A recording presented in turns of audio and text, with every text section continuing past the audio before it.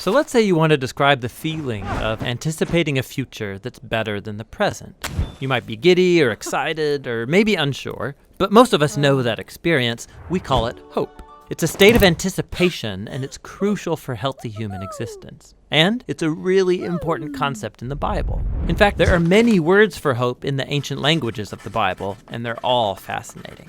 In the Old Testament, there are two main Hebrew words translated as hope. The first is yachal, which means simply to wait for.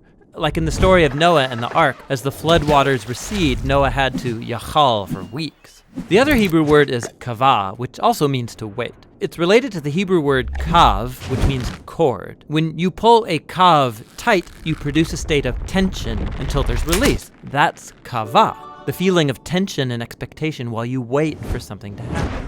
The prophet Isaiah depicts God as a farmer who plants vines and kavahs for good grapes. Or the prophet Micah talks about farmers who both kavah and yachal for morning dew to give moisture to the land. So in biblical Hebrew, hope is about waiting or expectation. But waiting for what? In the period of Israel's prophets, as the nation was sinking into self-destruction, Isaiah said, "At this moment, the Lord's hiding his face from Israel, so I will kavah for him." The only hope Isaiah had in those dark days was the hope for God himself. You find this same notion of hope all over the book of Psalms, where these words appear over 40 times. In almost every case, what people are waiting for is God. Like in Psalm 130, the poet cries out from a pit of despair, "I kavah for the Lord, let Israel yachal for the Lord, because he's loyal and will redeem Israel from its sins." Biblical hope is based on a person, which makes it different from optimism. Optimism is about choosing to see in any situation how circumstances could work out for the best. But biblical hope is not focused on circumstances. In fact, hopeful people in the Bible often recognize there's no evidence things will get better, but you choose hope anyway. Like the prophet Hosea, he lived in a dark time when Israel was being oppressed by foreign empires, and he chose hope when he said God could turn this valley of trouble into a door of hope, like the day when Israel came up from the land of Egypt.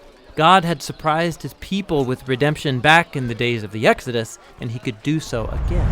So it's God's past faithfulness that motivates hope for the future. You look forward by looking backward, trusting in nothing other than God's character. It's like the poet of Psalm 39 who says, "And now, O Lord, what else can I kavah for? You are my yachal." In the New Testament, the earliest followers of Jesus cultivated this similar habit of hope.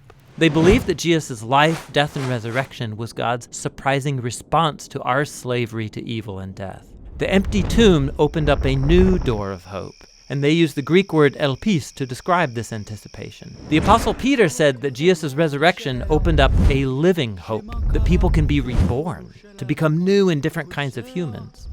More than once, the Apostle Paul says the good news about Jesus announces the elpis of glory. In both cases, this elpis is based on a person, the risen Jesus, who has overcome death.